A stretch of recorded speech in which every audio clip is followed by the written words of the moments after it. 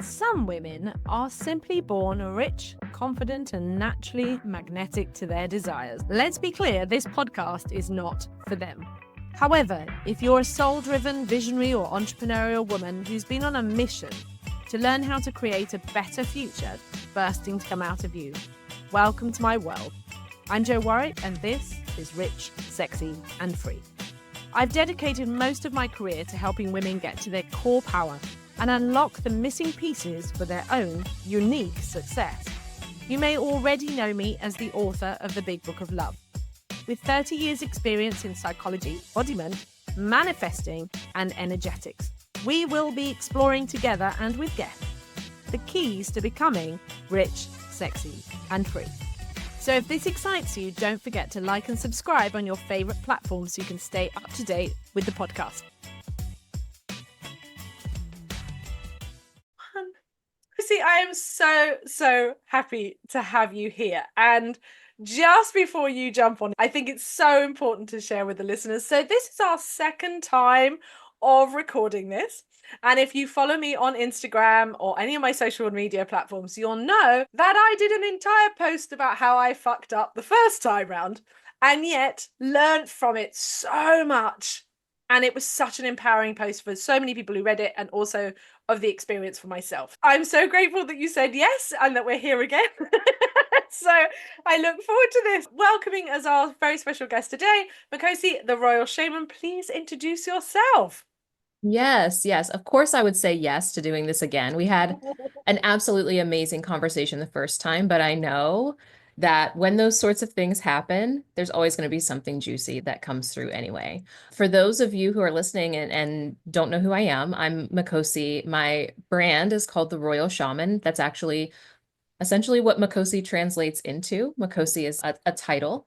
These days, my work is really as a metaphysical wealth mentor to the world's most incredible thought leaders. I'm spiritual advisor to top entrepreneurs, celebrities, powerful public figures, and really so much of my work is centered around spiritual self-mastery and translating that into soulful success. I'm really passionate about helping people to create aligned abundance, but also to experience true freedom and all the different ways that can happen: emotional freedom, financial freedom, time freedom, and the freedom to be one's authentic self, which I think is one of the most important pieces.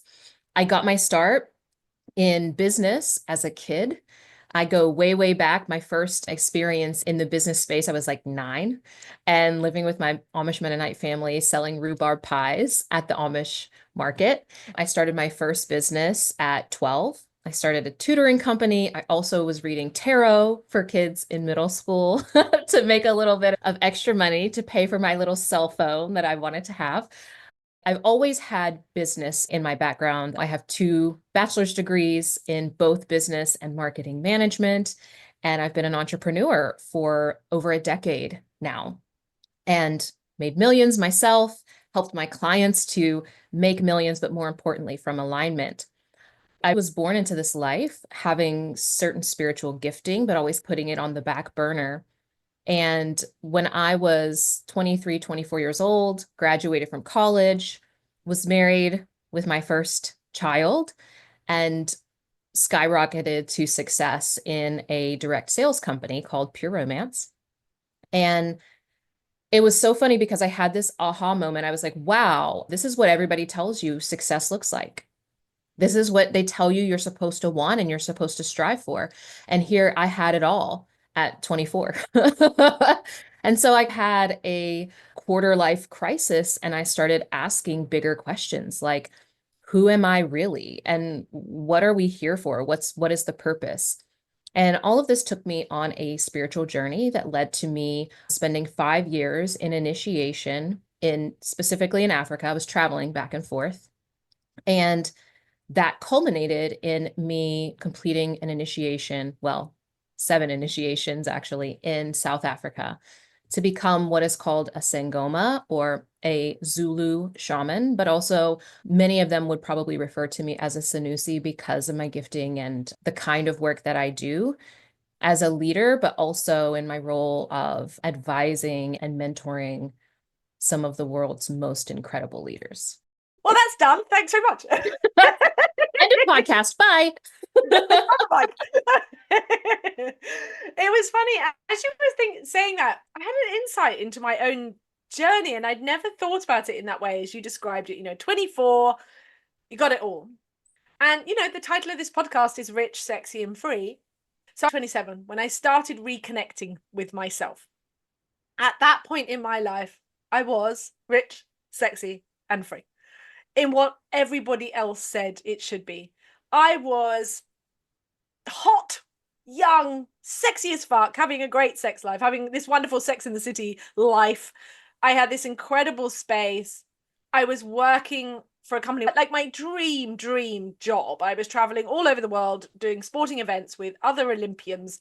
And I had these great friends, and everywhere I went, I had bottles of champagne and luxury goods and all of these things. And I felt free on some level. There was money, there was recognition, there was a big job title, there was lots of sex, lots of fun. And yet, as you say, you stand there at that point and it was just like, why is this not fun anymore? That's when I started my journey. And I blame The Alchemist entirely because I read that book and that was like, oh, this is speaking to my soul. And I remember this. And I had kept, again, putting my gifts on the back burner. So yeah, that journey of then going off and looking for something deeper. In that process of you becoming who you are now, you have clearly owned your voice. But I'd like to know, when was the pivoting point, do you think, that not just awakened you to your voice, because that is part of the spiritual journey, but really kind of turned it up and brought that power, that passion, that presence that you are now? What's really interesting, I think for me, it hasn't been one specific moment, but it's been a series of moments. And it's almost like there are these like catalytic moments that invite me to share a certain aspect of my voice that maybe I haven't expressed before. Because in full transparency, I'm actually quite introverted, but I have astrologically very visible placements, like I'm a Leo rising, right? And also an Aries midheaven. So I feel like 90% of my life I spend wanting to keep to myself. It's like I want to be Belle from Beauty and the Beast with my beautiful library and just be in there by myself, living my best life. Like that is so much of my dream. And then things happen. Things happen mainly in the world. Big, some of the big things that have happened. And I think because of some of the work that I do in those moments where I'm kind of like Belle in the library, just alchemizing different ideas and really looking at the root causes of why are we here? Why is the world like this? And I'm integrating that in myself, but also looking at how I can translate some of those concepts to greater numbers of people, but also to the change makers, right? And so I do all of that work behind the scenes. And then there's these very powerful moments. I would say 2020, the pandemonium that we all experienced was definitely one of those moments. I'm so glad that we're doing this interview today because here in the US, we just had an election. This election, also another one of those moments because my way of responding to certain experiences is very fiery and can be very catalytic, very energizing. And when we have these moments, that's when I'm like, okay, time for me to bring my general hat out and say the uncomfortable things that some people might not want to hear. I think it's these kind of pivotal moments in society. Anytime I see these like seemingly insurmountable obstacles where everyone else kind of runs from them and like hides, those are the time where I'm like, all right, this is my moment to shine. This is where I belong in the midst of the chaos and craziness. Let me come and bring some insight, bring some stability, bring some vision out of this rebel. What can we bring? What can we actually create as things seem to be falling apart? I love that. My journey has never been to be in the mess. I am always 3 steps ahead, which is the most fucking infuriating place to be. Like when anything is brewing, I'm always at the forefront. Like I've already been talking about it for ages. And then suddenly I see a wave of people talking about things. I couldn't be you because my nervous system is not designed. So when those chaos moments are blowing up, I've already done my work. So I'm then Belle. I'm like, I'm just going to hide out over here. I will just let this pass. It's like, oh, there's a storm. So I'm always ahead of the storm. And then I come out when the light starts to shine in the middle sometimes of the storm, and then after. But definitely when the storm is going, it's like, oh, I'll just let you do your stuff on that. So on that is the best passionate thing that's on your heart that you need to speak about? Yeah, right now, I've been doing a lot of reflecting and not only on where we are in the world, but hidden royalty that is coming to the forefront. And I use the term royal, and it comes from this understanding that in this next season of humanity, our work is to be sovereign because we have certain aspects of our development are more important than others. There are certain times where being individualistic is more important. There are other times where community is more important, right? And it's understanding these kinds of ebbs and flows that are happening in the cycles of nature that we can start to see, oh, what is the medicine that's really necessary for this next iteration? There are a few different kinds of medicine that I see as being important. Number one is that our next generation of royalty, our next iteration of leadership, needs to first and foremost be sovereign in themselves, meaning that they are in their power and it's not dictated to them by a certain structure that says, oh, if you are in this position, that means you have dominion over everyone else.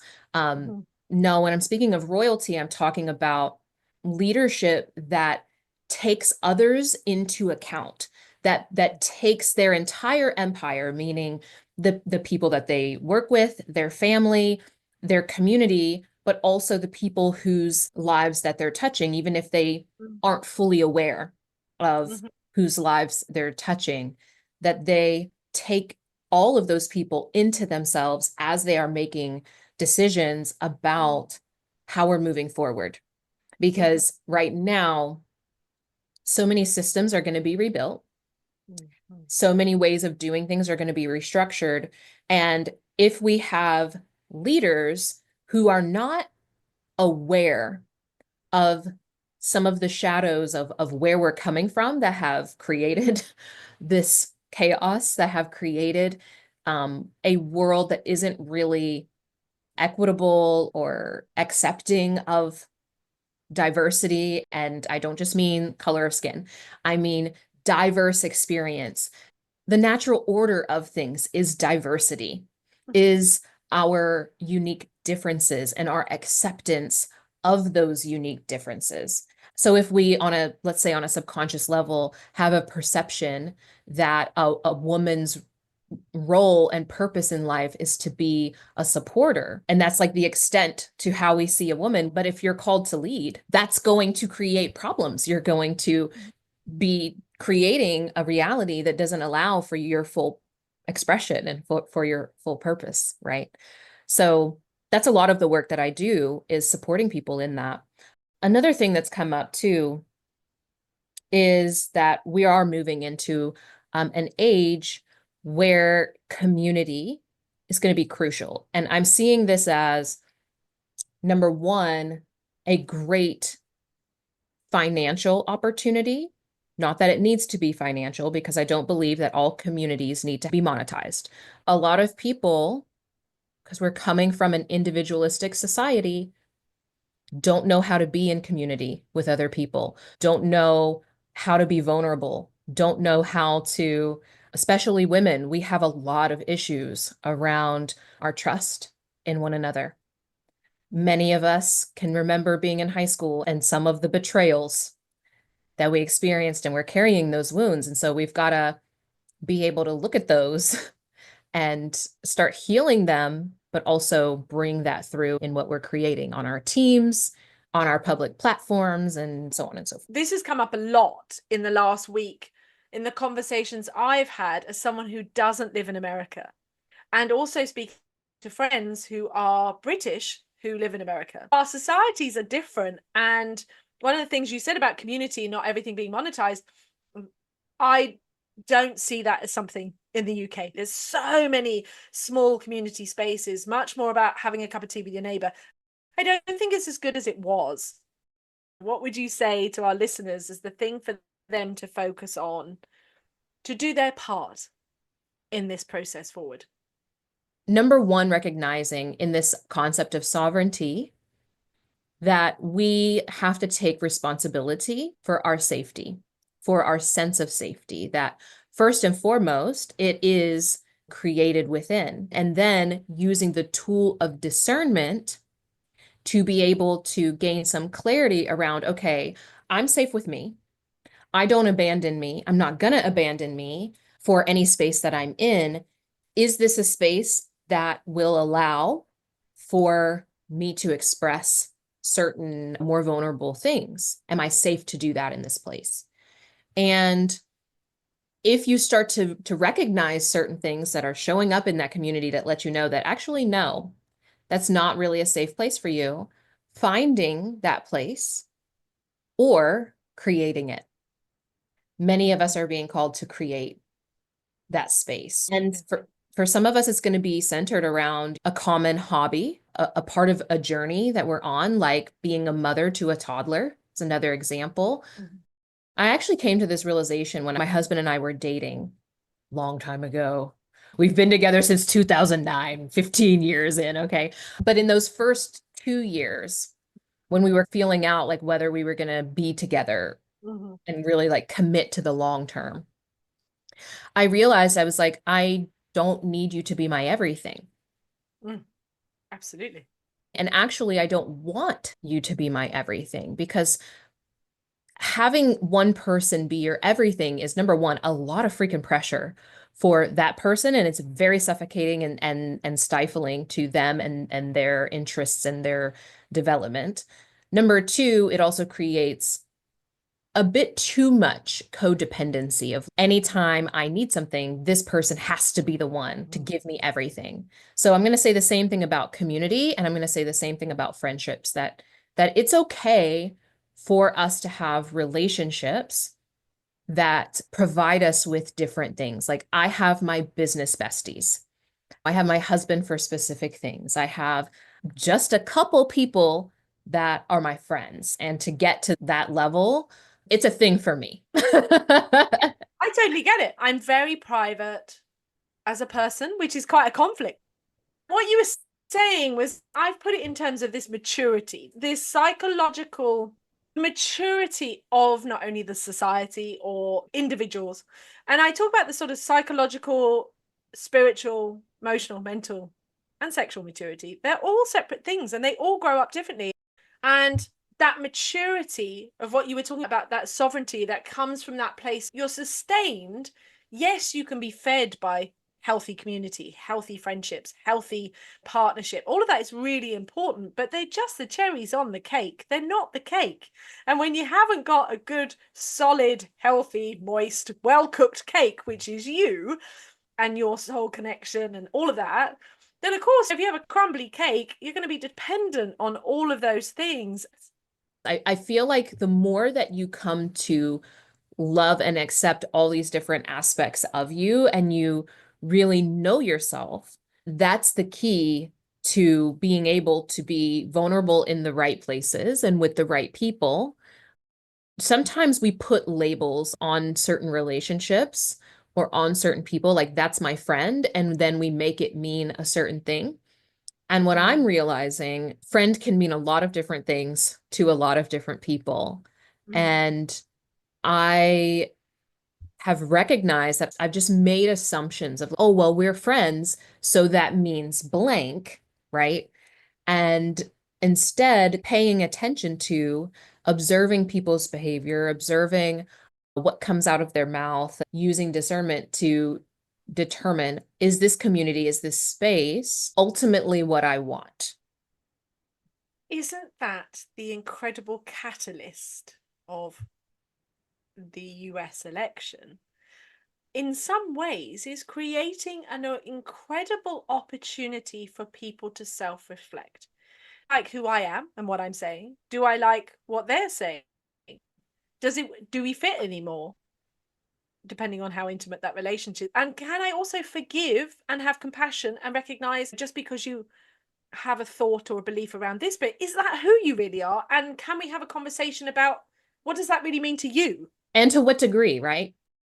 Our ancestors were living, where for the most part, everyone lived in a village and you grew up in that village, and most people never leave. And you hardly ever get new people, right? And now we just get on a plane and we fly to another continent, right? So we have so much more movement. For most of human history, that common goal was survival. We're going to grow this wheat together and we'll, Right. And that's the extent of we can have differences in opinions or perspectives and even beliefs as long as we can agree to grow this wheat together. It always somehow comes back to identity, the lens over the light. And when we change the identity or that lens, it expresses in different ways. And so I think many of us are having these conversations around, what is my identity as a mother? What does it mean to be a leader? What does it mean to be a friend? What does it mean to be American? I would say that's really at the core of this human transformation. And on an individual level, we are reinventing and alchemizing who we believe we are, and in a way that is going to serve us better going forward. As you were talking, I saw this image of the prism of the refraction of light and how we do that individually and how we do that with identity. It's such an interesting subject. I think it'd be really good to weave us back to what you were saying about with you and your husband, the dating. When you look at how the world has moved towards the idea of dating, the idea that we can go online and buy someone like a tin of beans, like, oh, I'll buy my tin of beans and I'll have a cup of tea and then I will swipe this person. And this person who is an image, like good branding, instead of listening to their own safety, behaved as though they've walked into the post office butt naked and gone, here's my national security number, here are my bank details. They've been so vulnerable, jumping into bed with someone as though that gives you any idea how to make a relationship, that you're going to have sex first and then wonder why you don't know if you like somebody. As a relationship therapist for such a long time, when I look at this behavior, you think, where is your sense of self-respect, your identity, your compassion for your own body? Where is your boundary setting, or even your ability to stay safe as a human being? I would love your thoughts on that. One thing that I notice is we tend to be extremist. For so long, women's sexuality was so suppressed to an extreme degree that in how humans behave, it makes sense that the rejection of that is the opposite extreme, Absolutely. which is like extreme promiscuity or sometimes complete withdrawal Yeah. from any sexual activity at all, or from the possibility of relationships. We Yeah. tend to move in these extremes of like, I'm going to be hyper or I'm going to be hypo and completely Absolutely. withdraw myself. But to me, healed is in a harmony in the middle, right? It's situational, it's contextual, it is mindful. Yeah. And I think while I think sex is like a wonderful aspect of being in a relationship, especially for women, it's so pivotal to our ability to connect with someone. And there has to be a sense of safety for us to feel like we can really be surrendered and connected in that space. One thing that I always just wondered about dating is also just the mechanism of going about dating seems kind of weird. Yes, there's the weird ordering pizza situation where we think, oh, I can just add green peppers and mushrooms and I should be Yeah. able to get exactly what I want, Oh, yeah, which exactly. actually you don't want. I don't think No, a lot of people know or really realize that many of the things that are like your preferences, you actually don't want because you would just be with yourself. I love my own company. It's great. But if you're going to date, you're here for difference, aren't you? You're here for, to me, it goes back to that shared vision is like a Yeah, crucial part to your relationship, certain shared values, yeah, but complementary approaches, complementary yeah. ways of being, which means that you do things differently, or the things that you prioritize might be slightly different, but they're coming from certain shared values. And I always thought that it's weird that our way of going about dating is to go enter into these very isolated bubbles of a table in a restaurant. And that is like the extent of our dating. And then we're going to determine if we're going to be together. I'm like, no, we should do like a survivor type dating situation where it's let's throw you in the wolves at a daycare. Yeah. Let's see how you act in a group project. Let's build something together and Oh see yeah, what get an IKEA test. That got to be the thing. Yeah. right? Like I feel like that's so much more telling than you being completely dressed up at like your absolute best. And I'm not saying that on the first date you should do this, but I do think maybe before we get to the stage of sleeping together, that we should see each other in these like pivotal moments because it's those moments that really show us who we are. Absolutely. Absolutely. And I think that takes us to a lovely full circle of what we were talking about at the beginning. This discernment and understanding yourself and going from that immaturity to maturity of what do you want if you want to have a different experience, knowing your own identity. What is it that really matters to you? And I think this is such a core part to that discernment. It's okay to take your time to figure it out, to work it out, to work out who you are, to work out and not get swept up with other people's agendas, drama. Always shows if you actually take your time and somebody starts to throw their toys out in any scenario, you're like, right, well, that told me anyway, so I didn't need to do it. So here's the answer. So, yeah, just such a rich conversation. So beautiful. Not at all what we imagined. As we wrap up, because I know that you and I we could carry on putting the worlds to rights and it would be lovely. What would be your last thoughts to share? I really feel like the last 4 years and probably the next 5 years and even beyond, this is going to be a historic time for humanity across the world. And I think what a lot of people have this just like deep sense or deep knowing of is that change is inevitable. It's going to happen. Change and death are the two things on this planet that are always going to happen. And it's going to continue to change exponentially.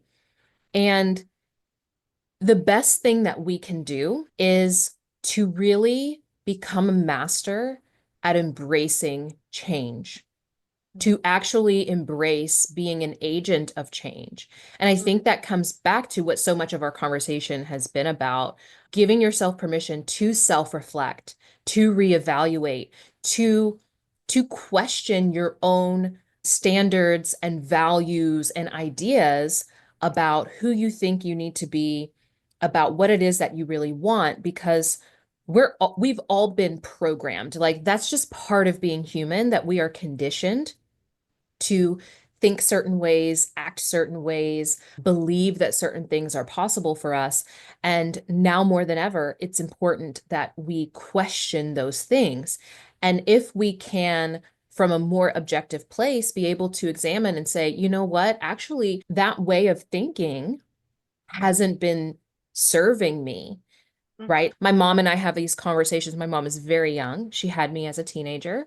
When I say very young, my mom just turned 52.